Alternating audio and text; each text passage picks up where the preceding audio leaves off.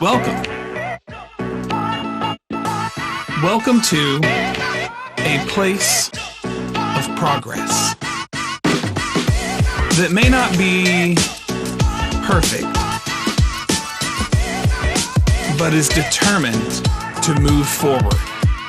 We are Relentless Church. Happy New Year. I realize we're halfway through January, but some of you I haven't seen in this new year yet because, holidays and such, and so I just would like to say Happy New Year. It's going to be a great year for you. It's going to be a great year for Relentless Church, right? Amen. I hope you feel that way. If you already are 14 days or 15 days, whatever we are, 15 days into January, and you're already pretty sad about January, what are you doing? Turn it around. There's still time. You can turn around your outlook and perspective on January. It doesn't have to be a terrible year. How many of you would say the first 15 days of the year has been pretty rough? Okay, good. I got good news for you. There are 300 plus days left this year that you can flip it the other way, and 90% of your year can still be great. I promise. It can be really wonderful. In fact, God has this crazy thing where he takes our little 10%, and he multiplies that so that it's even better than the 100% in our own hands. And that applies, obviously, that's a principle of the tithe. Sometimes it applies to our money, but that also applies to your life. If you'll give him just the 10% that you're like, God, I don't know what to do with this, he can make it so that 100% of it is way better than you ever would, right? That's where hope comes in. I wanted to start a new series kind of to kick off this year. And it's going to feel very, maybe very basic on the surface, but what I'm finding is it's usually the simple things that I skip over and overstep, you know what I mean?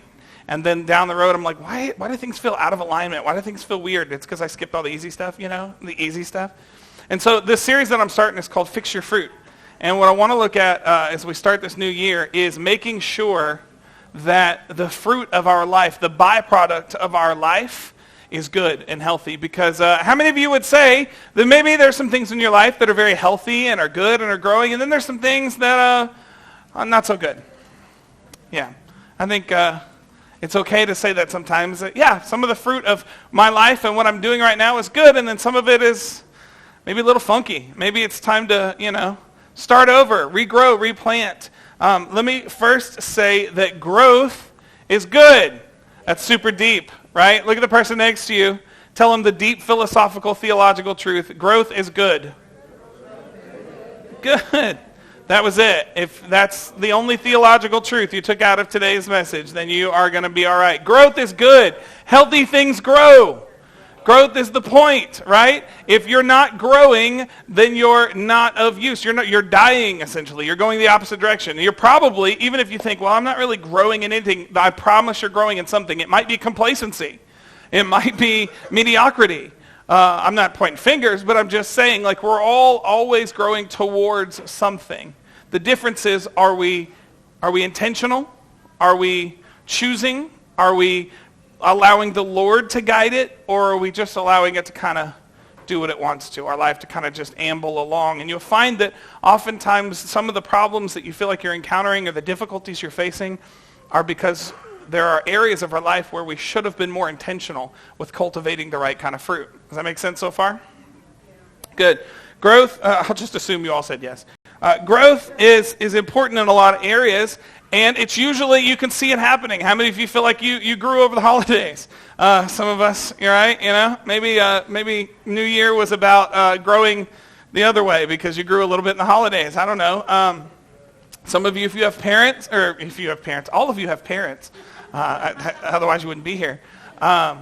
No, if you are parents, you can understand growth. Sometimes kids, obviously I want them to grow, and then sometimes I'm like, stop growing. You're too fast. I teach students right now, and it's funny, the students that I started with 2 years ago that were like this tall are now taller than me, and I'm like, stop it, because it bothers me, right? Some of Christian, when we were youth pastors, some of our first couple of students are like graduating college now or getting married and having kids now, and it's very bizarre because it's like you were a punk kid on a youth trip that I just wanted to slap and send back home, and now you're like responsible for other humans, and that's terrifying. And maybe you, when you became a parent, felt that way, like I am not, should not be responsible for other humans, right?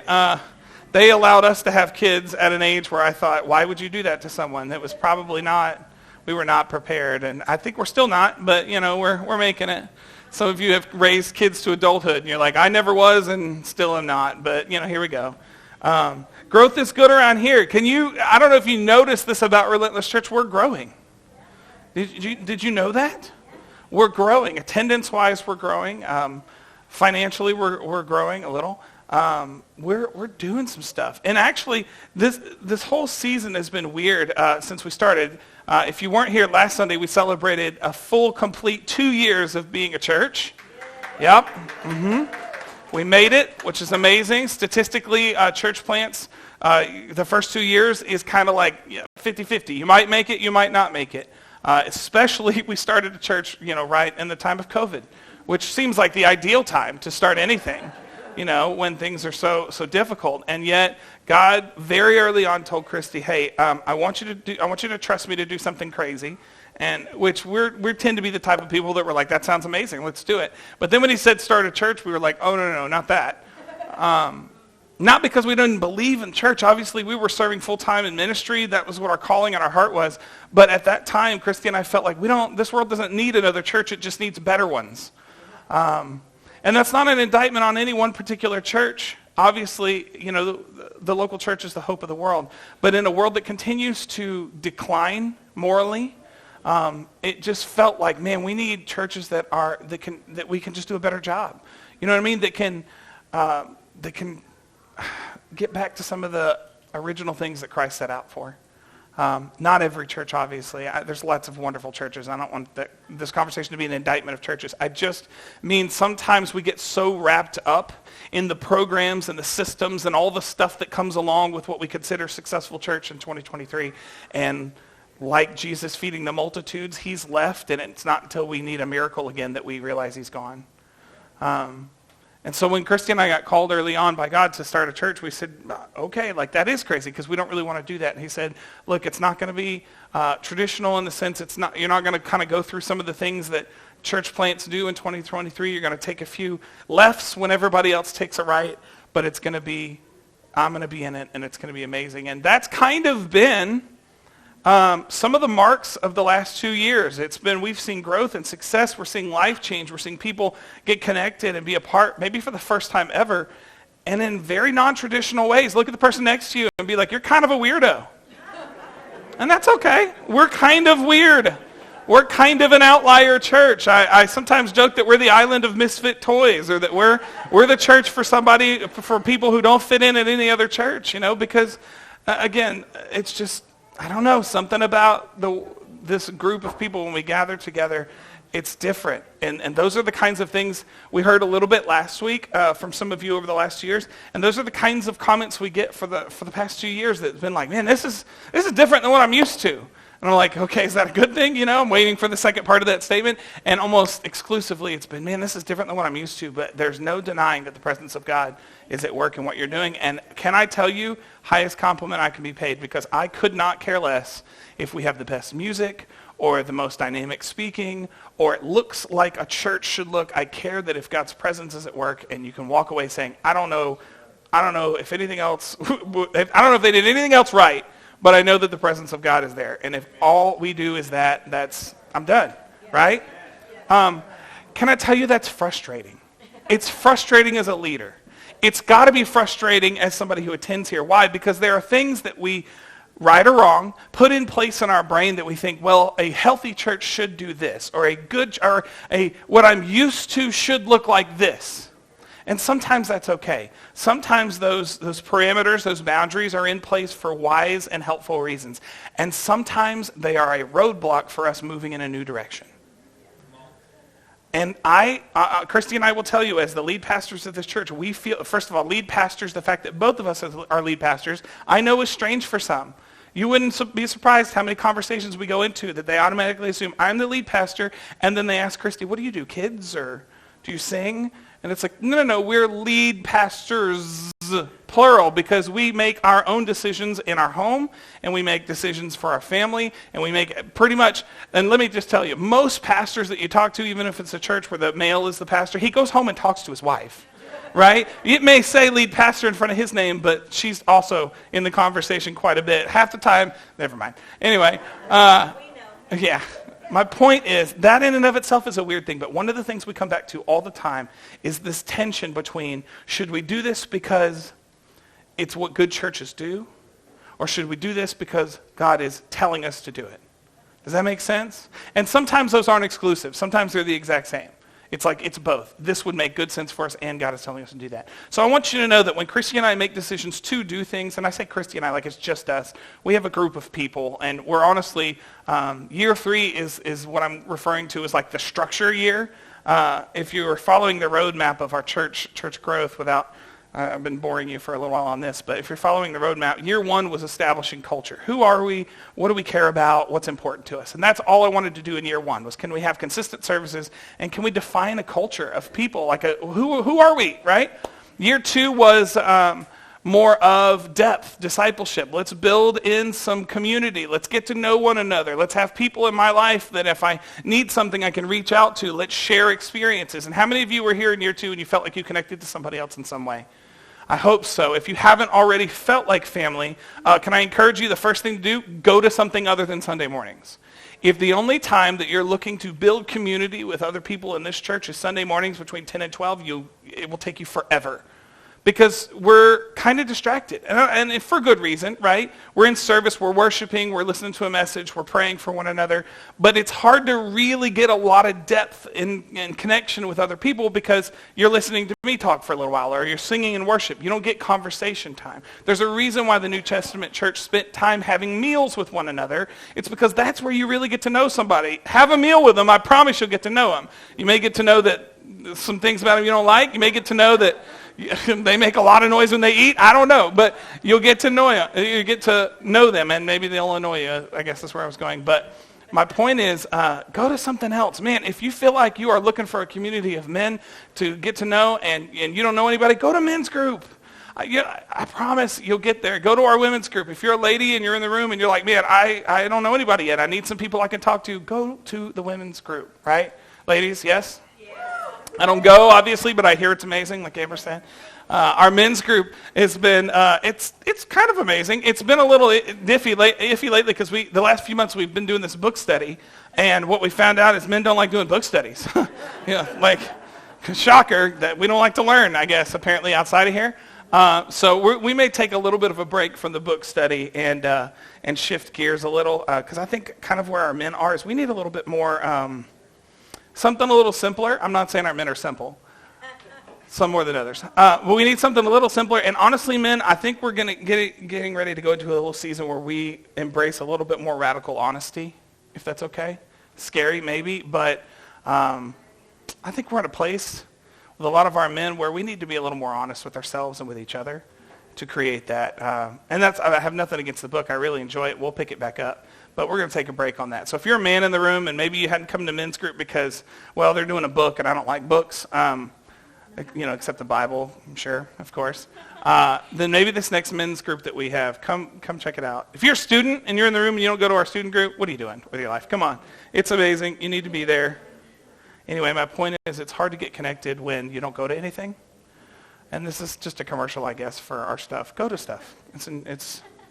It's invaluable. I was going somewhere with it. I'm trying to think of what it was. Oh, the other thing I want you to be in prayer for is for this year, there's lots of things as a church that we're kind of looking at structurally to kind of grow and put some things in place. We're currently, and I have no problem sharing candidly with you the things that we're praying for that are potentials, as long as I kind of preface that, look, here's the deal. Like I just said, everything that we do here, every decision that we make, I want to be because the Lord told us to do it, not because it just seemed like a good idea. Does that make sense? Because there's lots of wonderful ideas that people act on and then find out down the road, maybe we just kind of committed to something and then we're like, God, please bless this. I don't want to do it like that. I want to say, God, what do you want us to do? Because we can't fail if it's what he wants to do, right? And so there's a few things that are kind of things that we're floating around right now that we're looking at, some things that would be great ideas or good ideas that we really want God to show us is the right idea. One of those is we want to do a little bit of staffing this year. We're not in a place where we can just hire, this extensive church staff, but we are in a place where it's a smart idea, we feel like, to start getting people in place that we can add value to them, adding value to us. Does that make sense? Churches are really good at getting people to work for free and then driving them into the ground. That's a joke, but sadly it happens a lot. Volunteerism becomes voluntold very quickly in church culture, and so we want to respect people, but there's need. Honestly, our kids department is growing, our youth is growing, our structure in general is growing, our finances are growing. So we need more people than just. Honestly, I say this a lot. If it's only built on mine and Christy's leadership and we're handling everything, we're in trouble, because there's some things I'm good at and there's some things I'm not. And I never want us to be the cap for what our potential is, because this is just what Christy and I can handle. Does that make sense? So that's something I want you to be in prayer with us, agree with us. Hey, God, lead us through who are the right people to put in place, when is the right time to put them in place, all that kind of stuff. The other is, shocker, because we're meeting at a restaurant right now, we're looking at locations. Like that's that's a conversation we've had since day one. Especially the team that gets here every Saturday night from 9 to 10 and sets up this place, and then we tear it down every week. It's a conversation we've had for a good long while, is when is the time to make the commitment and jump to a more permanent building? Now, I'll let you know, there are genuine perks to being in this location. You know what the number one is? It's free. I know the owners, right? I'm related to them. And one of the early things that we asked when we said, hey, this is what we feel like God is leading us to Burnet to start a church, we're going to need your help. At first, it was just in prayer. And very, very early on, they said, we can absolutely use the restaurant and with no charge. That's not just because they're my mom and dad. That's because how they feel about sowing into ministries.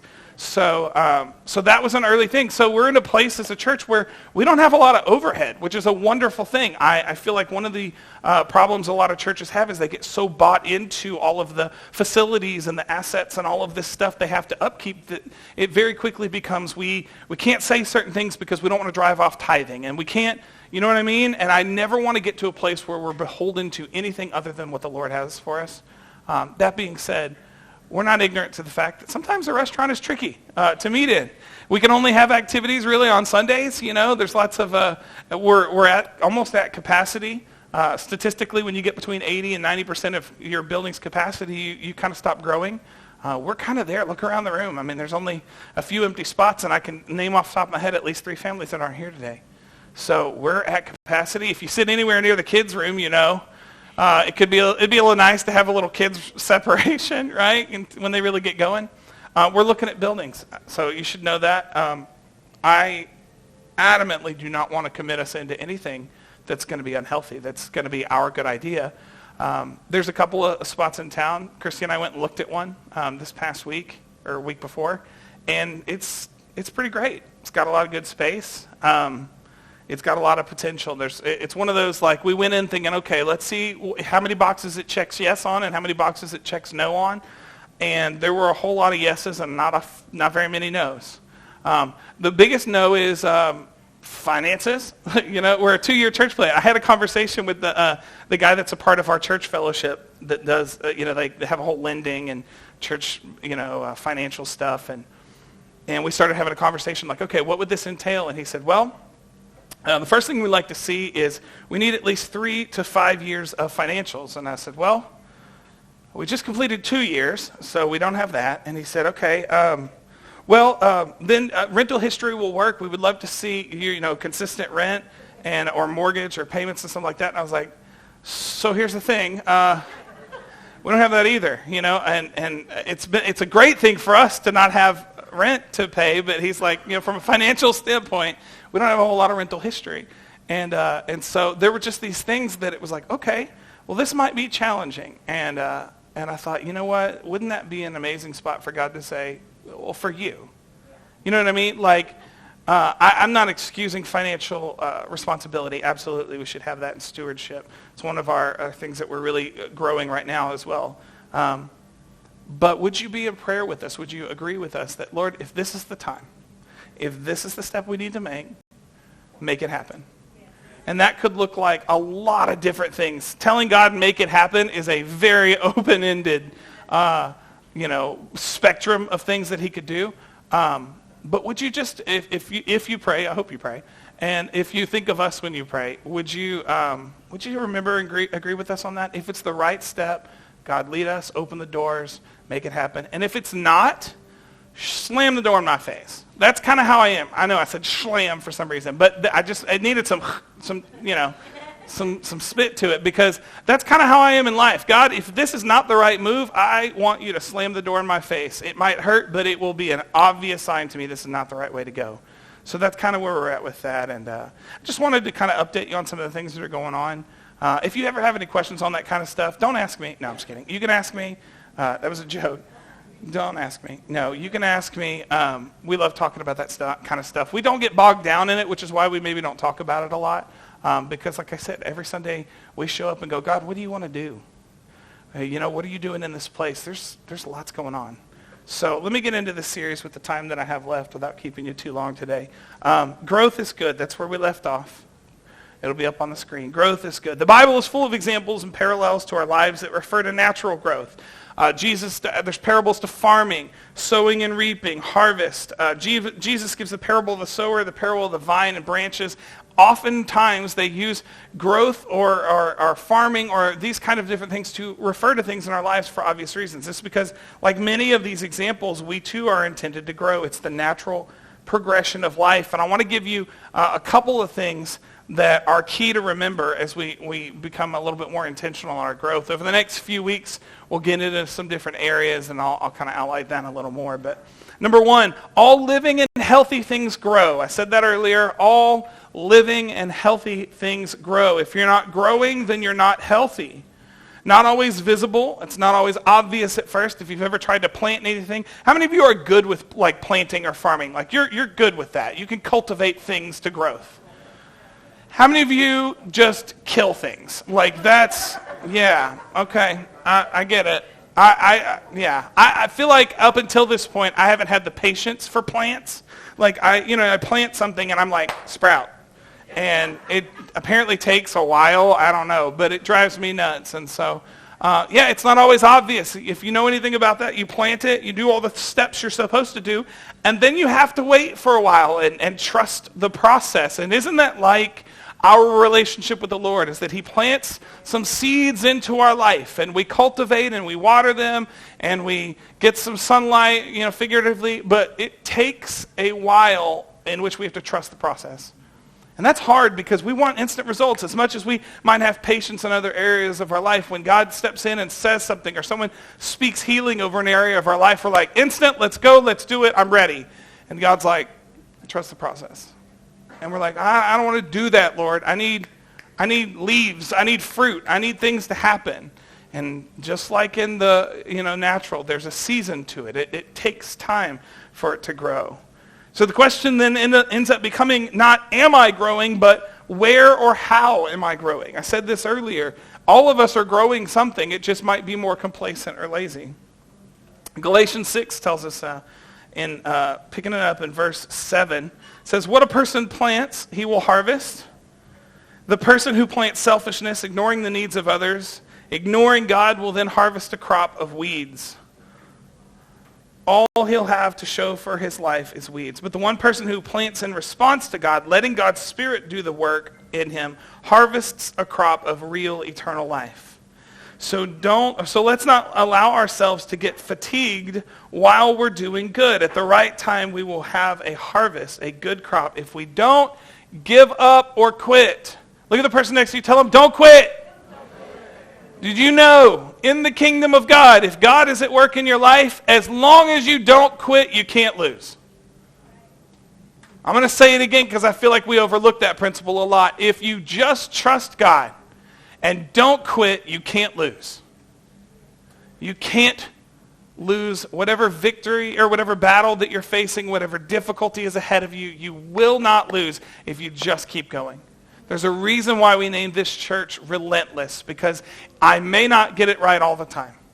I'm definitely going to fail sometimes. I'm going to mess up. I'm going to say the wrong thing. I'm going to deny the Lord when I should trust it, whatever. I'm going to mess up, but if I just can be relentless, I could just not quit, there's nothing I can't do.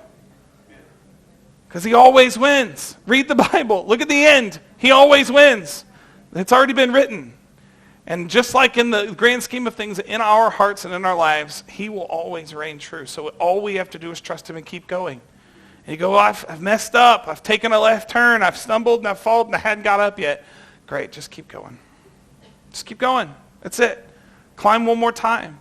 Get back up on the horse, right? I don't get on horses, but if you do, then figuratively, then get up on a horse. I'm in an age in my life, I feel like I don't need that in my life, you know? I can remember when I was like a teenager, we went skiing, and it was when snowboarding was really taking off, and I was like, I want to learn to snowboard, and I remember my dad vividly saying, I'm too old to learn a new sport. I don't need to learn snowboarding. I'm just going to stick with skiing. Like I'm at an age where I just don't need that in my life. And I feel that way about horses. I grew up in the city, so I didn't grow up around horses. Some of you may have. But Christy's family got horses a few years back, and everybody's out riding the horses. And they're like, do you want to ride the horses? And I was like, I'm too old to need that in my life. Like, I feel like if they can cripple Superman, then I have no shot, you know? That's kind of how I look at it. And some of you are old enough that you understood that reference, and some of you, the under 20s in the room, are like, nah, I don't get it, but that's okay. That's how I look at it. If they cripple Superman, then I have no business being on the horse. Anyway, that has nothing to do with anything, but it's just important to me. Number 2, growth. Ooh, this is going to hurt. Growth requires pruning. Pruning. Growth means sometimes you have to cut things off or remove things from your life. And they sometimes are connected. They seem healthy, right? Sometimes they're like, I don't want to let that go. Pruning is not as negative or as painful as we may think it is in the long run. But pruning always causes a little bit of pain at first. There are things in your life in order for you to remain healthy and close to God that might be okay, but they're just going to hinder you long term. That's why whenever you have a conversation with God about moving forward or about pursuing him at a new level, and he says, I love that your enthusiasm is there, but I'm going to need you to give up some things. And a lot of times, sometimes it's a relationship, it's a friend, it's a hobby, it's a opportunity. And you're like, God, this seems really good. And he's like, it is good. It's just going to be an enemy to great. There are things in your life now that are perfectly good, but they are an enemy to great. And they will forever keep you from excelling in the Lord because they'll constantly pull you in a direction that he hasn't put out there for you. Right? Ooh, that was good. I got a weird sound effect. I liked it. Like the $6 million man. Again, under 25, they don't get it. It's a day of old references. John chapter 15, Jesus is talking, and he uses an analogy that backs this up. He says, I am the true vine, and my Father is the vine dresser. Every branch in me that does not bear fruit, he takes away. Or another translation right there says he prunes. And every branch that does bear fruit, he takes away, and then every branch that does bear fruit, he prunes. Wait, which ones does he prune? The ones that bear fruit. The ones that do bear fruit. They're bearing fruit. They're perfectly fine. Why would you do that? Because sometimes just because it bears fruit does not mean it's the right thing for you. And it can hinder growth beyond that it may bear more fruit. So I'm going to read it again. I am the true vine, he's the vine dresser. Every branch in me that does not bear fruit, he takes away. And every branch that does bear fruit, he prunes so that it will bear more fruit. So that it will grow beyond where it currently is. Some of us, the biggest enemy to our progress with the Lord is the fruit that we're seeing in this season. Right?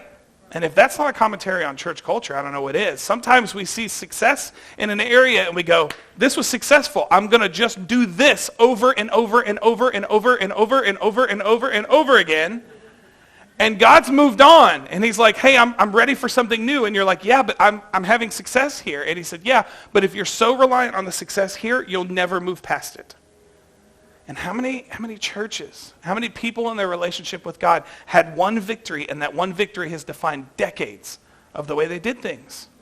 I'm not against tradition and sticking with something that works, but when God says move, you better move. And success in one area can be the reason why you don't. Right? Look at the Old Testament. How many moments did they have a victory with the Lord, and it was everything that it needed to be? It was perfect. But that's as far as they went because they couldn't see past it. They couldn't see. Well, I know how this formula works. I don't know how this new thing works, Lord. This is easier to trust. And he's like, I know it is, but then your trust is in the thing here, not me. Sometimes we become more dependent on our systems, on our past experiences, on our church traditions, on our things that were helpful in a season, but they become God when they take the place of us obeying the Lord. Does that make sense? Growth requires pruning or it won't continue to bear more fruit. So if all living and healthy things grow, growth requires pruning. Number 3, find your fruit. Look at the person next to you. Tell them, find your fruit. Find your fruit. Quick question. What's the fruit of your life? What things keep popping up in your life? Hopefully, if it's kids, fix that maybe, Do some study. Yeah, multiply is not always literally. Yeah. What are your fruit? What keeps popping up in your life? Not always, but a lot of times the fruit that keeps reoccurring in your life is based off the current things that you choose. Choose to value, choose to pour your time and your resources into. Matthew 7, Jesus is talking, and he's referring to false prophets, but I want you to see the parallel here. He says, beware of false prophets who come to you in sheep's clothing, but inwardly are ravenous wolves. Number 16, you will recognize them by their fruits. Are grapes gathered from thorn bushes or figs from thistles? No. So every healthy tree bears good fruit, but the diseased tree bears bad fruit. And a healthy tree cannot bear bad fruit, nor can a diseased tree bear good fruit. Meaning, if you are in an unhealthy place in your life, in a specific area, don't expect it to turn out well, just naturally. If something in your life is toxic, is poisoned by bitterness, it's not going to bear good fruit. In fact, it will corrupt all the other fruit around it, if that makes sense. The same is true about the people you let speak into your life. The coworkers that, in an effort maybe to be nice, you just let them complain in your ear. That's toxic to you. You may not know that, but it is. The relationships that we have, the family members that we have that continue to just a little bit at a time, just speak discouragement or doubt or whatever, and it corrupts, right? There's this corrupting nature. And we have to look at our lives and go, okay, are the things that keep popping up in my life, maybe there's more to it than what I think. Maybe if it seems like every time I change jobs, I have to deal with people's drama. Clint, what'd I say, man? Nice. That's a perfect reason to leave. Now, think about it this way. What keeps popping up in your life? And maybe, be honest with yourself, is it your own fault? What I mean is, maybe you've changed jobs half a dozen times, and because every time it seems like you're there for a certain amount of time, it just drama starts with people, and there's all this drama, and you're just like, ugh, I don't want to deal with these difficult people, and you keep changing jobs thinking, I'll just escape the drama, and the drama keeps finding you. Maybe you're the source of the drama. Maybe that's the fruit, right? There's a leadership book I read years ago, and I can't remember whose it was, otherwise I'd give them credit. But it talks about, and I've talked about it before here, it talks about the Bob principle. If Bob has a problem with every person and there's this complaint he has with every person, maybe Bob's the problem, right? And sometimes we look at the fruit in our life and we go, this is awful, I hate this, and we don't realize that we're the ones growing it. We wonder why all of our relationships and friendships fail because, they're just, they're out to get, they don't really love me, they don't really care about me, they just need things from me, or they're just taking from me. And we don't realize it's because every relationship we begin, we immediately assume that they're going to leave us. And so we have not allowed ourselves to commit trust out of a protection of what could happen. And isn't that sometimes our relationship with God? We get hurt enough times by other people, we just assume God will hurt us too. And so we never really give our heart, we never really give our hope, we never really give our trust over to the Lord because, well, everybody else hurt me, so why wouldn't God? Or maybe our faith is crippled by the fact that we've seen too many things that convince us that God doesn't do what he says to really ever believe that he will again. And we wonder why our life is fruitless or the fruit of our life is toxic, and we don't realize that we're the one poisoning it. So sometimes the best thing to do is to take inventory of your life, to gather the fruits, the reoccurring things in your life and go, what am I looking at right now? Right? Maybe my life is consumed with a bushel full of bitterness. Bushel. I don't know why I said that, but I was just thinking like apple picking, bitterness. Maybe it's not because people are awful and you hate everybody. It's because you're bitter. You hadn't let go of it. And it's just been kind of creeping up for a good long while. Maybe you have a hard time following the Lord and trusting him because you can't admit you're wrong sometimes. You go, I knew this to be true, and I believe this with faith. You were wrong. It happens. Sometimes the way I believe something, I read something and I interpreted it one way, wasn't right. I mean, it happened to an entire nation of people who were God's people who completely misinterpreted what he said. Right? I think sometimes we get so confident in our ability to understand what the Lord is thinking that we don't realize that we're the enemy to actually understanding what the Lord is saying. Right? We just assume. Not that we do this with people, right? We've never just assumed we understood what somebody was thinking and then got mad when it turns out they weren't thinking that and we were mad at them, right? If you're married, you don't know what this is at all. How many expectations do we place on what other people are thinking and then are mad when that's not what they're thinking, and then we say something to them and they're like, I never even said that. You know what I mean? And it's this unfair expectation we placed on them, and then we're mad when they don't meet it. And we do that to God so often. We go, God should be this. Fill in the blank thing. And when he's not, we're mad at him. How dare you? And he's like, I never said I would be. You have to admit you made a wrong conclusion. And the really wonderful thing is, in his infinite love, he's willing to say, and I would love to help you to the right conclusion. You know what I mean? Like if somebody drew a conclusion about me and they got mad at me because of an unfair conclusion, my instinct would be like, get away from me, you weirdo. Like, don't come back at me with that weird stuff. Don't get mad at me for no reason. God does the opposite. Thank God he does. He welcomes us. I would love to enlighten you on what I actually meant there and build a more solid foundation. Find your fruit. Number 4, know that we can change our fruit.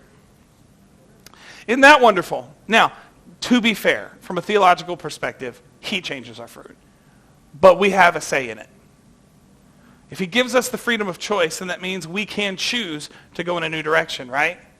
Thank the Lord for that. If we don't like what we're harvesting, then maybe it's time for a new season and a new crop. If everything you're reaping in life is a result of terrible things you've sown in a previous season, guess what? You can have a new season. You can cultivate new soil, you can start over, and you can plant new things. If maybe you have only ever had broken relationships because of distrust and bitterness, well, guess what? It's time to plant some love. It's time to plant some trust. It's time to plant some forgiveness and watch that come to fruition, right? You can do that. 1 Timothy tells us, cultivate these things. Immerse yourself in them. The people will all see you mature and right before their eyes. Keep a firm grasp on both your character and your teaching. Don't be diverted. Just keep at it. Both you and those who hear you will experience salvation. He's talking to Timothy, who is being raised as a young leader, and he's dealing with a lot of uncertainty. He's dealing with a lot of insecurity in some ways. And Paul, in his lifelong expertise, is telling him very simply, immerse yourself and cultivate the things that you know to be of God. Grow them, mature in them, and just keep at it. Sometimes the best thing we can do is peel back all of the stuff we've added to God and just go, what does it actually say in Scripture? And how do I just stick with that? How do I just keep it simple? The last thing I'll mention, last kind of point, is that number 5, healthy growth need the right components. Same way when we grow things, plants, you need sunlight, you need water, you need fertilizer, and you need some sort of protection, I guess. I don't know. Like I said, I don't plant things, but those are the things I remember from like 3rd grade biology. You need a few basics, right? Growing anything in our lives requires a few things. It requires time. It requires attention. Those are separate. Parents, those are separate. You can spend time with your kids and never give them attention. Just throwing that out there. It requires time, it requires attention, it requires patience. I hate that one. Patience. And it requires intent. Intention. And this formula, these ingredients are true in a lot of areas of life. A lot of areas of life. I mentioned it earlier. You want to be a better parent? Give your kids time. Your time. Not if I give them enough time, I'll be a better parent. No. Give your kids your time and your attention, because we can be present and not present. Right? I'm guilty of it too. I can be in the room with my kid and be in my mind or on my phone somewhere completely different having another conversation. Time and attention are two separate things.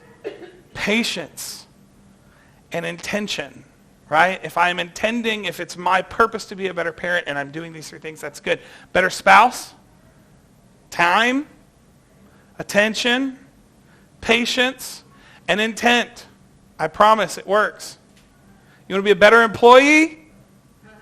Time, attention, patience, intent. Employer, since the employers are speaking up. Business owner, you want time, attention, patience, and intent. I promise you, if you give those four things to anything, it'll grow. Now make sure it's God-led and not you-led, but it'll grow. And in our relationship with God, if we can divert maybe some of the time, attention, patience, and intent we're giving to other things and divert those to the Lord, go, God, in 2023, I'm going to give you more of my time. It might be 5 minutes more. It might be the 15 minutes from the moment your alarm wakes up to the moment you start doing something. I don't know what it is for you. But maybe the best and first thing that you can give God is the tithe of your time in 2023. If I wanted to build a relationship with somebody but I never spent any time with them, it ain't going anywhere. And sometimes we do that to the Lord. God, I want a stronger relationship with you, Lord. I want to know you on a deep level, but we don't give him any more time than we normally do. And he's like, well, I can't work with no ingredients. Time. Attention. What does that look like with the Lord? Okay, I'm going to be more attentive to the fact that he's always working. We say this a lot around here. God is not only at work in your life Sunday mornings between 10 and 12. In fact, most of the time, he wants to work in your life Monday through Saturday, all the time. In the conversations you have with your coworkers, in line at the grocery store, whatever. Those are the moments where God says, go, listen, be, do. And if we give attention to it, he does. Ooh, patience. Don't beat yourself up if tomorrow you have a rough day. In fact, scripturally, you might. Jesus has the pinnacle moment at the beginning of his faith. He's baptized by John the Baptist. The Lord claims him audibly in front of everybody. It's this great, amazing, the first time the Trinity has been in the same place at the same time on earth in centuries. And then he immediately goes into temptation. Led by the Spirit. Go back and read it. It says it. Led by the Spirit, he goes into the wilderness to be tempted for 40 days. Meaning he can have the pinnacle moment of his faith at the beginning and go right into difficulty. Now, he passes the test because he's Jesus and he's awesome and he does a great job. But what that tells us is if Jesus can go from a high point to a difficult point that fast, so can you. It's a scheme of the enemy to take what is your greatest moment with the Lord and then immediately follow it up with difficulty. Why? Because if he can knock you off your game then, he's got you. And I feel like, I say this a lot, but I feel like the church sometimes puts way too much credit in the enemy's camp. Like half the things that you feel like are the devil at work in your life are just your poor choices. But in this instance, it's very true. Don't be surprised when tomorrow you get called in and your boss yells at you, or you get cut off in traffic, or you got a flat tire, or a bill shows up that you're like, I didn't even know about this. Don't be shocked when that happens. Remember that it's encouragement that you're on the right track because you're finally making choices that are healthy and the enemy doesn't like it. That's confirmation. Give it patience. Don't take the first setback and go, well, I'm doing this wrong. No. Give it time. And then lastly, give it intent. I promise if your intent is to pursue what the Lord has for you, you can't fail. Because he doesn't hide it from us. He doesn't play games with us. He's not trying to keep his will and his leadership for our life a secret. God is constantly speaking to us. He wants us to know and experience all that he has for him. He doesn't hide it. He just requires that we take a few steps in the right direction, that we listen with intent. In the Old Testament, when God tries to speak to Elijah, it's one of my favorite moments. It says he speaks to him in a whisper. He could have spoken in a lot of different ways, and right before that he does a lot of different things. But he speaks to him in a whisper, and I've said this before because a whisper requires intentionality. You don't easily hear somebody when they whisper. It requires you to listen. It requires you to lean in. It requires you to get closer. That's why God speaks in a whisper, is it requires us to lean into him and be intentional about hearing him. He's not going to scream at your life. That's not how he does things. I've said before, if God's audibly speaking to you, then it's probably because you're doing something wrong. Because the only people he really speaks to audibly in the Bible, not always, but you know what I mean. So the last scripture I want to read to you, and this will be kind of the theme of the next few weeks in this series, Galatians 5:22 and 23. It's a popular one if you know it. The fruit of the Spirit. The byproduct and how you know the Spirit of God is at work in your life are these things. Love. Do you have love in your life? Do you feel like you're a loving person? If so, good. You're on the right track. If not, maybe go, okay, I need to reset some things there. Joy. How joyous are you? Are you excited about life? Does your alarm clock go off and you're like, yay, another day? Now, I'm not a morning person, so I understand if you don't. My point is, would you say on the spectrum of super joyous, not joyous at all, if you're not at least halfway on this side, you need to work on some things. If you believe in the truth of Scripture and who God is, why wouldn't your life be filled with joy? It's not external circumstances. Paul tells us in the New Testament, I found the secret of being content, and it's not external, it's internal. He tells us to choose joy. Maybe it's peace. How much peace is in your life? I don't mean how busy are you, because you can be super busy, everything can be chaos, people can be falling apart around you, and you could be freakishly at peace.